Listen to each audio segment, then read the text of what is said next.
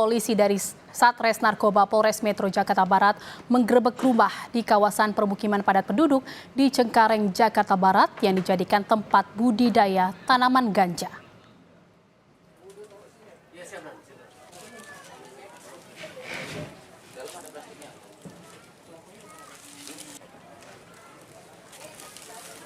Dalam operasi penggerebekan ini, polisi menyita 16 pot yang digunakan untuk mengembangkan 40 tanaman ganja. Tak hanya menyita tanaman ganja, polisi juga menyita sekitar 274 gram ganja kering dan 19 paket siap edar. Polisi mengatakan budidaya ganja ini telah dilakukan pelaku selama 1 tahun dan biasanya hanya menjual ke orang-orang yang dikenalnya. Untuk menutupi kegiatan budidaya ganja dari warga, pelaku sengaja menyembunyikannya di atap rumahnya. Pelaku mengaku membeli bibit ganja melalui daring. Daun ganja tersebut sudah beberapa kali dijual oleh pelaku kepada orang-orang dekatnya, kepada yang dia kenal. Sejak kapan Pak pelaku melakukan ini Pak? Untuk budidayanya sendiri dia sudah melakukan selama 1 tahun. Udah berapa kali panen Pak? Baru ini adalah baru kali tanam. Nah inilah yang kita temukan ini adalah budidaya pertamanya dia. Untuk pelaku sendiri melakukan budidaya ini atau menanam ini, dia taruh di dalam pot dan potnya dijajar di loteng rumahnya di atas genteng. Kita ke sorotan berikutnya, saudara. Buntut kaburnya 3 narapidana dan 4 tahanan. Komisi 13 DPR RI melakukan sidak di Rutan Kelas 1A Salemba, Jakarta Pusat. 7 tahanan yang kabur ditempatkan dalam 1 sel. DPR meminta rekaman video CCTV selama 1 minggu jelang peristiwa kaburnya tahanan terjadi. DPR juga mempertanyakan jalur pelarian yang diduga dilalui para tahanan itu termasuk dalam titik buta atau blind spot. DPR akan mendalami 7 tahanan yang kabur titipan kejaksaan atau kepolisian. Politisi Partai Nasdem itu juga menyoroti soal overkapasitas di rutan, diduga menjadi salah satu masalah yang harus dibahas dalam pembahasan pekan depan.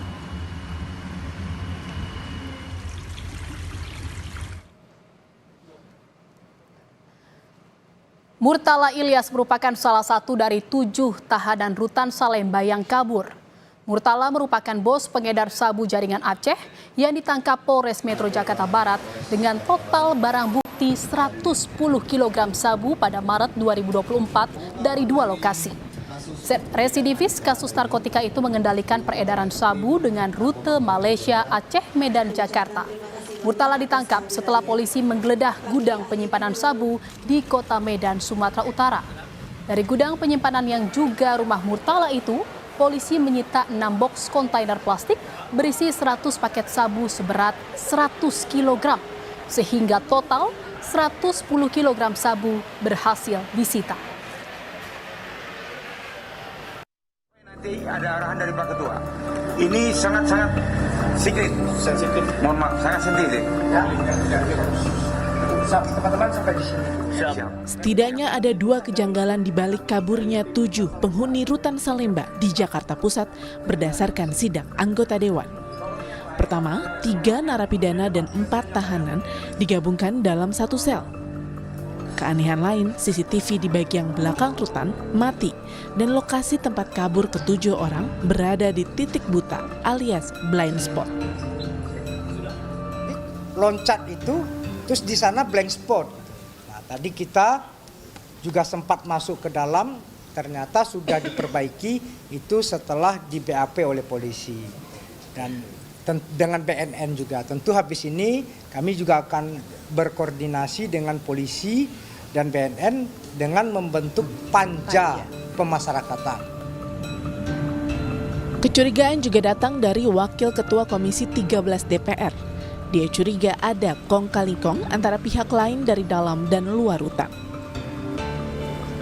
Ada pihak yang terlibat baik itu dari dalam atau dari luar atau kerjasama antara dalam dan luar gitu. Karena ya kalau kita perhatikan di lembaga pemasyarakatan itu kan ya mereka tidak punya alat-alat yang bisa digunakan. Apalagi ini kan teralis besi gitu. bagaimana mungkin bisa menjebol dengan tangan manusia biasa bisa menjebol teralis besi itu hal yang mustahil. Kecurigaan anggota dewan mungkin bukan tanpa alasan. Ketujuh penghuni rutan Salemba yang kabur berasal dari kamar 16 Blok S. Ketujuh orang ini diduga melarikan diri dengan menggergaji terali besi di kamar. Mereka kemudian turun dan masuk ke dalam gorong-gorong atau saluran air. Mereka juga menggergaji terali besi di gorong-gorong yang terhubung dengan jalan percetakan negara. Mekanisme yang dilakukan pertama adalah membobol atau memotong teralis. Ini merupakan ventilasi di area kamar mandi yang kemudian disambung dengan atau diikat dengan menggunakan sarung untuk turun. Karena kalau saya melihat bagaimana struktur dari lapas Salemba sendiri, ini memang dari area lapas ke bawah itu cukup jauh sehingga tidak bisa lompat begitu saja. Dan juga ada beberapa tingkatan-tingkatan seperti pagar-pagar yang harus dilalui. Jadi setelah dibobol, teralis yang ada di kamar, tepatnya itu di Blok S, kamar nomor 16, lalu kemudian menggunakan sarung dan masuk ke gorong-gorong. Drama pelarian 7 penghuni rutan Salemba masih belum menemukan titik terang, termasuk soal keberadaan alat pemotong terali besi. Kasih keterlibatan orang luar Pak untuk suplai. Ini sedang dalam penjalanan. Ini sedang pendalaman atau penelusuran. Apakah seperti yang kami sampaikan tadi di awal, apakah ada bantuan dari pihak luar termasuk dari pihak kita. Panitia Kerja Pemasyarakatan diharapkan bisa mengurai kejanggalan-kejanggalan di balik kaburnya 7 penghuni rutan Salemba. Terlebih, 1 di antaranya merupakan gembong narkoba. Tim Liputan Kompas TV. Membahas lebih dalam pasca kaburnya 7 tahanan rutan Salemba, kami sudah tersambung dengan Ketua Komisi 13 DPR RI, Willy Aditya. Terima kasih Bang Willy, selamat sore. Sore Jihan. Ya, Bang Willy, ini tadi sudah melakukan sidak ke rutan Salemba. Ini ternyata ada CCTV yang rusak di dalam rutan. Ini bisa dijelaskan berapa jumlah CCTV yang rusak dan berada di zona mana saja yang rusak ini CCTV-nya? Ya, tadi kami sudah melakukan operasi mendadak Jihan untuk mengecek betul kondisi rutan Salemba terkait dengan kaburnya 7 orang ini. Dan setelah kami dalami dan meminta laporan dari pihak rutan, dan kebetulan ya yang rusak itu ya di tempat mereka kabur ini di teralis belakang.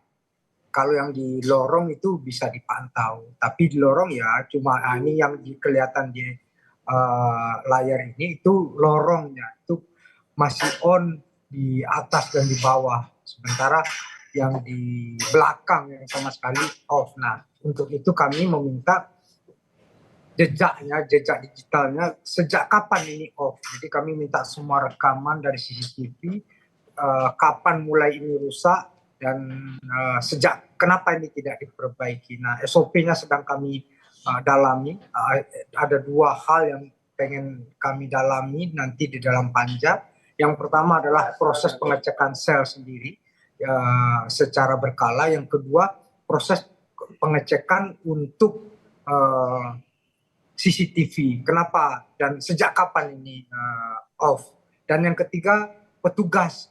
Itu penting. Kita minta tadi kronologis siapa-siapa saja yang bertugas sebulan terakhir di Blok S khususnya. Dan kemudian sejak kapan Kalapas mengajukan surat cuti, dan karena di saat kejadian Kalapas sedang cuti.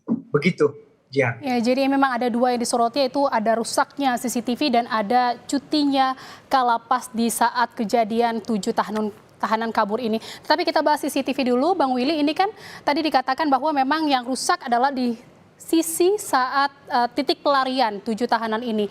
Ini rusaknya bisa diinfokan apakah sudah diketahui sudah berapa lama, dan terakhir rekaman CCTV yang memang terekam di sisi tersebut ini sejak kapan beroperasinya? Ya, lapas berjanji akan menyerahkan itu minggu depan. Kita meminta semua hal yang dibutuhkan untuk proses pendalaman. Kalau secara teknikal saja, ini nggak bisa dibobol dengan hal yang standar. Ini membutuhkan peralatan khusus dan membutuhkan waktu yang cukup lama. Kami tadi sempat mengecek secara fisik, itu jerujinya ada ulirnya, ya. Ada standar bangunan rutan dan lapas itu tidak gampang. Nah tentu ini juga ada kerjasama di dalam. Ya kita bisa melihat kerjasama ini tidak hanya dari dalam tapi juga dari luar, Jihan, karena jeruji gorong-gorongnya juga sudah dibobol. Jadi ada proses yang benar-benar terindikasi terencana betul. Bahkan tadi kami sempat mendalami ini kok bisa loh peta denah lokasinya, di mana titik kaburnya, bagaimana koneksitas antara satu titik dengan titik yang lain. Begitu, Jihan.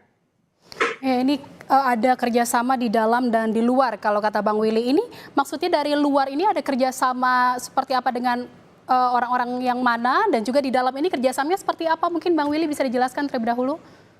Ya, yang di luar itu tempat mereka melarikan diri itu, gorong-gorongnya itu kan ada jerujinya juga, itu sudah dibobol juga. Jadi ada dua jeruji yang bobol, jeruji di dalam sel itu, dan kita lihat bagaimana itu sebenarnya sangat sulit secara teknikal untuk dibobol, ya. Karena ada dua lapisan, jerujinya sendiri itu sangat kuat dan kemudian ada lapisan besi lagi.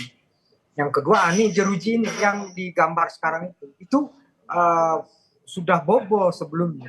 Jadi ada dua jeruji yang dibobol dan itu satu pasti ada yang mengerjakan itu dari luar. Dan yang di dalam tentu mereka yang bertujuh ini. Begitu, Jihan. Kalau dari kira-kira pegawai lapas gitu kan, ini pas banget gitu soalnya Bang, kalau kita lihat ini saat tahanan kabur, CCTV rusak, terus juga kalapas cuti. Ini apakah mungkin ada dugaan indikasi kerjasama juga dengan orang dalam? Iya, itu yang akan kita panggil, Jihan. Mereka semua akan kita panggil nanti, termasuk kalapas yang dinonaktifkan, untuk kita minta keterangan. Jadi semua pihak kita minta keterangan, kita minta juga polisi, BNN. Jadi karena ini kan sudah berulang, ya. Nah, ini bukan perkara yang lari ini, ya, kan sudah berulang kali mengalami masalah hal yang sama. Tentu kita pengen mendapatkan masukan secara jauh lebih detail, dan syukurnya tadi pihak Rutan Salemba kooperatif, Dirjennya juga kooperatif, dan kementerian juga kooperatif. Kita minta semua dokumennya untuk kemudian kita bahas dalam panja, Jihan. Iya, nanti akan ada pemeriksaan lebih dalam terkait dengan 7 tahanan yang kabur di rutan kelas 1 atau kelas A Salemba, Jakarta Pusat. Terima kasih atas informasinya Bang Willy Aditya, Komisi 13 DPR RI, sudah bergabung bersama kami di Kompas Petang. Terima kasih, Bang. Terima kasih, Bang.